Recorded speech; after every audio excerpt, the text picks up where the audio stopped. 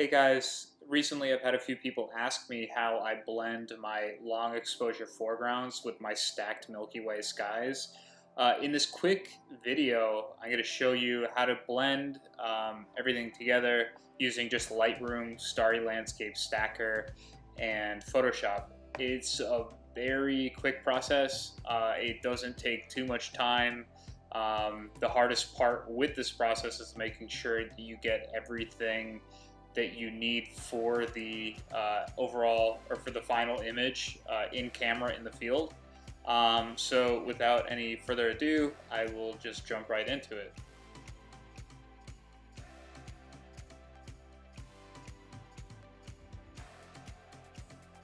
So in Lightroom, I took 14 exposures for my Milky Way, and then I took 2 exposures for my foreground. My foreground exposures are, one of them I believe is 80 seconds, the other one is 120 seconds, and they're both at 24 millimeters. And my skies are all at 13 seconds at 24 millimeters with the higher ISO. Now 2500 isn't that high, but because I was shooting in Malibu and all the light pollution that's going on here, it's really easy to blow out your sky. So not only did I have a light pollution filter on here that helped minimize the amount of noise or amount of light pollution I had, but I also took I took 13-minute exposures, but I had my ISO a bit lower than I typically shoot. When I shoot in places like Death Valley or in the Eastern Sierras, I'm somewhere around anywhere between 4,000 ISO and 10,000 ISO, depending on the situation. So shooting this low, you can see that even the definition in the Milky Way is very faint. So in Lightroom, I'm going to start by balancing out my white balance by dragging my vibrance and my saturation all the way up to 100, which gives you this ridiculous looking sky.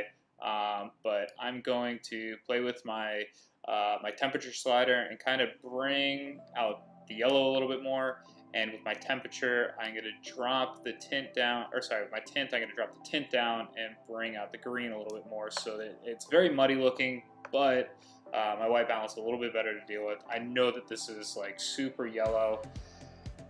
Got to deal with it. Anyways, I'm going to drop my vibrance. I'm going to drop my saturation. I got a flat looking sky. I'm going to bring up my exposure a little bit because with the intensifier, it actually knocks your overall exposure down between 0.5 and 0.8 of a stop. So to bring back that exposure, you want to bring your exposure up a bit. I'm going to bring my contrast up to give a little more definition in the sky. When I drop my highlights, it's going to bring back some of that light pollution, and I'm going to get a little more star detail. And then I'll bring my whites up just a little bit. My blacks, I don't really care too much about, but I'll bring it up just a little bit. And then my shadows, probably just drop it. Clarity, I'm going to bring up a bit. And then my vibrance, I'll bring up a tad, and my dehaze, I'll bring up a tad. I'm not going to mess with saturation yet. I'm going to do that after I do the stack. So after I've made all those changes, I'm going to apply chromatic aberration, and I've actually edited this photo before, and I did it with enable profile corrections on. I know in a previous video I said don't toggle it, but I guess it's more of a situational thing. I didn't notice any big issues with having my profile corrections on in this instance, so I'm going to enable it. I'm also going to jump back up here, and I forgot I did raise my dehaze a little bit. I'll probably leave it somewhere around 15 and pretty happy there. Maybe drop my vibrance down for now. So once that's all applied, I'm going to sync my settings across all of the images in the stack. And then once I'm sure that everything's been applied, I'm going to export as a TIFF into a folder that I can then open up in Starry Landscape Stacker to do my stack.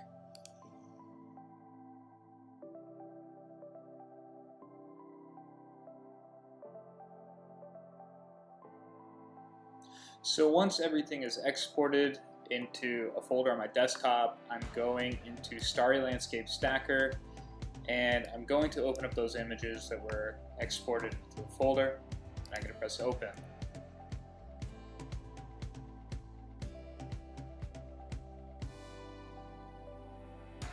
Once everything loads, I'm just going to hit Find Sky. I know that there's red dots down here, and there's a lot of missing sky that's up here, but I'd rather just paint it. It's super quick. I've got sky selected. I cranked up my brush size. I'm just going to brush in here and get as close to the mountain range as I can. I'm not going to get too detailed because, quite frankly, there's so much blown out here that it just even if I did get more detailed, it just would not show up that well. But I'm going to do the best that I can on the coastline. Just so you guys know, this location that I shot from was actually a Portal 5 sky location. So shooting Milky Way in Malibu, while it is possible, it is not the greatest spot. There is a road right here that's in orange. There is Santa Monica down here, and then this is PCH right here. It is not the most fantastic spot, but it is possible. You face in the direction of a Portal 3, Portal 4 sky, and then with the added fog, it helps out a lot. So once I'm pretty happy outlining everything, I am going to align and save. This will run its course, and once it is done, I will save everything using the median blend mode.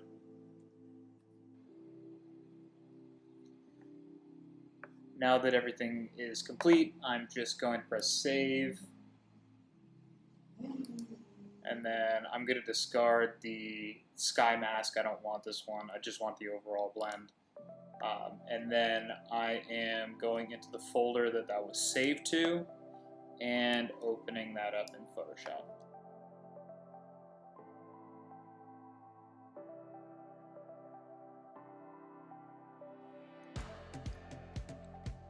So with this open in Photoshop, you can see that it's done a pretty good job of removing a fair amount of noise, but it could be better, and I'm going to get back to this in a second. First, I want to work on my foreground exposures, so I will remove chromatic aberration. Actually, what I'll do is I'll select the last image in my stack as well as the longer exposures and press sync. That way it gives me a good base for what my long exposures are going to look like. I do want some of this foreground to be brought out a little bit more, so I'm going to bring my shadows up a bit, not too much to where it's like super crazy. Maybe bring my exposure down just a little bit, and then also increase my shadows again. So something like that. I'll sync it across the two sky images. Maybe I'll bring this one up a little bit. So those I'm pretty happy with. My ISO was 400 for my foregrounds, which is pretty low. But because I took a long 80-second exposure for this one and 120-second exposure for this one, all the detail in the fog is kind of smoothed out. It wasn't too windy, so it wasn't really flowing too much. There's a little bit of detail. I'm actually pretty happy with how it looks. So once I have those settings set, I'm going to right-click on the image, edit in, and then open as layers in Photoshop. These two images will load, and the first thing I'm going to do is shift-click on them, duplicate them just in case I have to go back to one of the layers for some reason. I'll right-click on the duplicated layers, and I'm going to convert them to a smart object. Now what I'm doing right now is running a stack mode for my foreground, so while I did shoot at a low ISO, I am able to reduce the noise even further by also applying a median stack blend mode to my foreground as well. So once that smart object is created, I'm going to go to layer, Smart Objects, Stack Mode, and Median. And this will take a second for it to finish the stack. That was actually pretty quick. And then I will zoom in just so you can see like how much noise was removed. So this is with the stack, this is without the stack, and it's not a huge, not a really huge difference, but like enough for me to say that if I'm gonna do like 4 or 5 long foreground exposures, I'd be pretty happy with the amount of noise that's removed. So once I'm done with that, I will rasterize this layer by right-clicking on it and rasterizing the layer.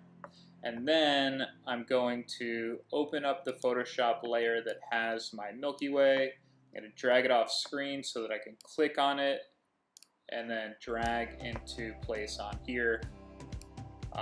You get this color space warning. I ignore it by pressing OK. And that is right on top of where I want it to be. So now I got one layer with my sky, I got another layer with my foreground, and this is the easiest part. I'm going to bring my sky down below my foreground. I'm going to select my foreground and then add a layer mask to my foreground, and then I'm going to hit Command-I or Control-I to invert that layer.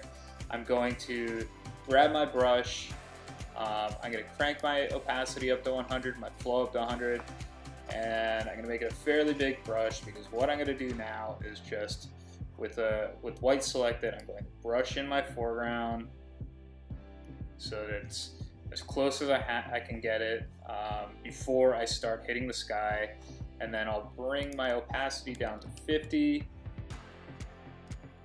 and then I'll slowly just brush this in. I don't really want this in here, so I will back off a little bit by just brushing over where the planes are.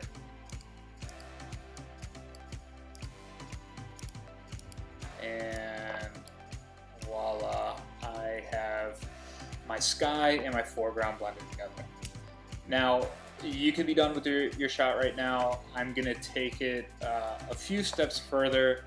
The first thing that I'm gonna do is I've been doing this method of kind of reducing the amount of stars in the sky recently, and this is something that I'm not like, I haven't done all that much, but I've done enough where I'm happy with the results.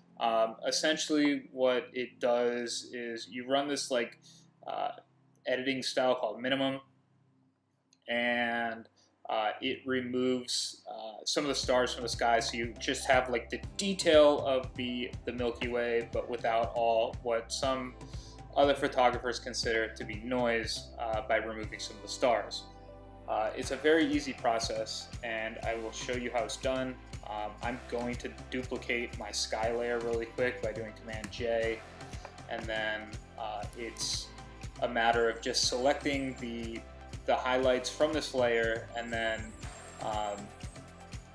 expanding them, and then I'll just show you how it goes. So I will go to color range under the select profile. I'm going to change my selected picker to highlights, which will give me, which will select most of my highlights, and then you got to kind of play with the fuzziness and the range a bit to make sure that like most of the stars are selected. So I kind of like it around 61 for my fuzziness and 119 for my range. It's going to change from image to image, so these numbers should not be standard, but I'm pretty happy with the selection. I'm going to press OK, and then all these marching ants will appear.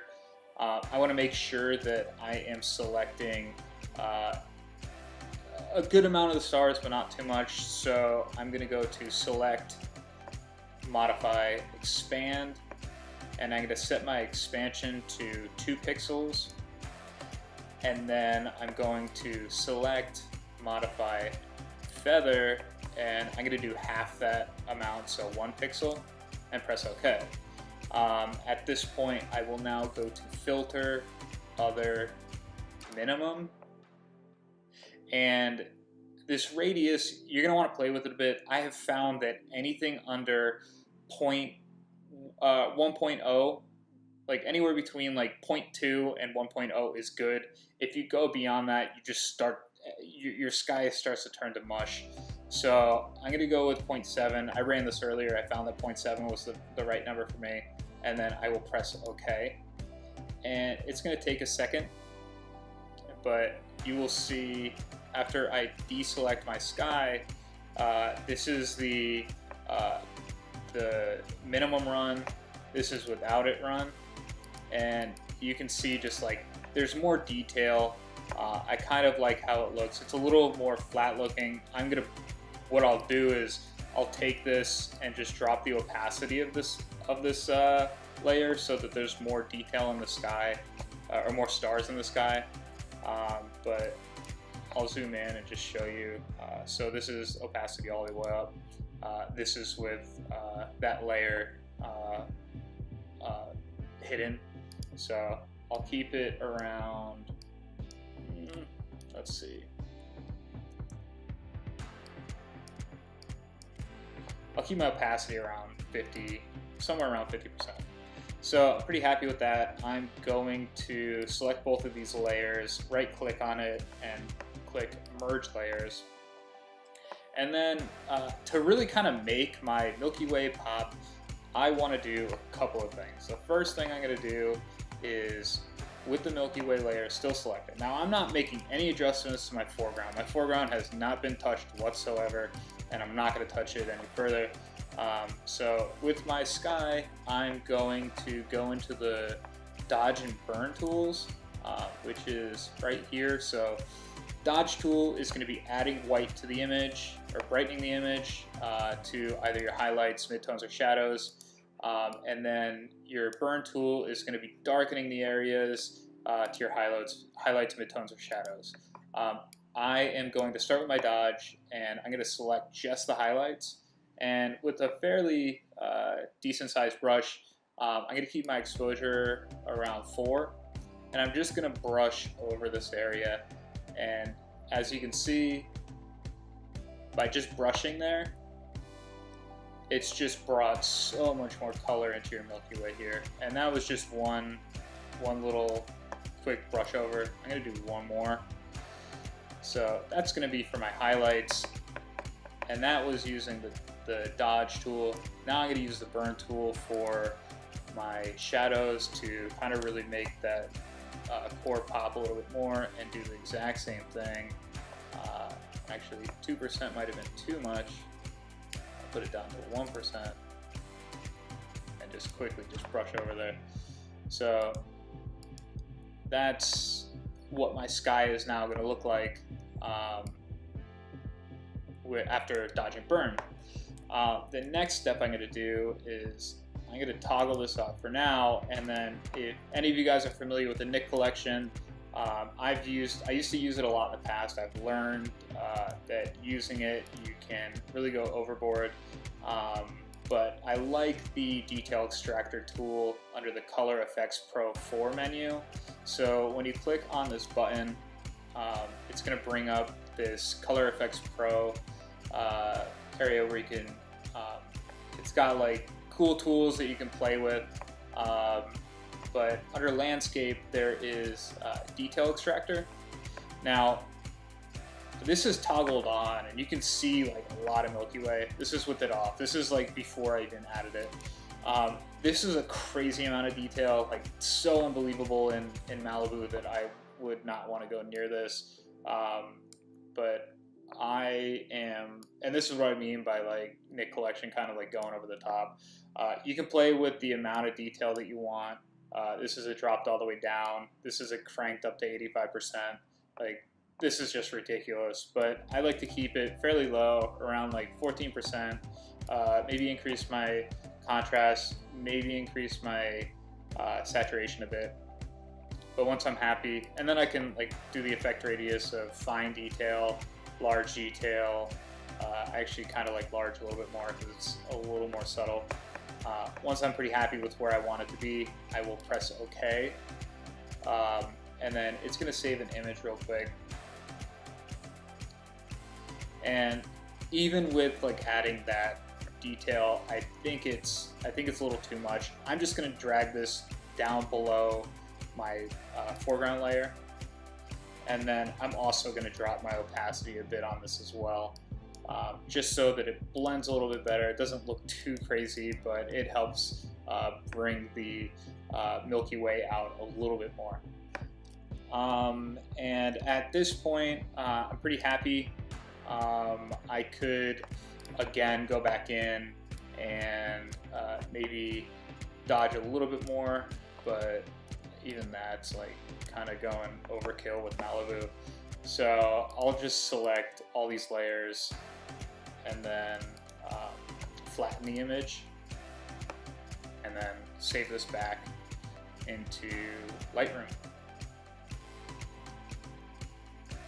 So I will just take my overall image that I made with all the blending, all the stacking, and open this up side by side with another layer. I'm just gonna sync the crop that I have just so we can see them combined in Photoshop. So just to give you an idea, these aren't aligned perfectly, but the top layer is going to be the single image, and then the bottom layer is going to be my stack. I mean, it's pretty obvious which layer is which, just based on the amount of noise in the image. So, and the detail, like there's barely any detail in this single exposure. There's a lot more in the stacked post-processed image. And then in the foreground, this is just unusable information right here without having the long exposure blends. So that's it for stacking, blending, playing with Nik Collection and the Dodge and Burn tool. Hopefully this information is helpful for you, and yeah, get out there and shoot more Milky Way.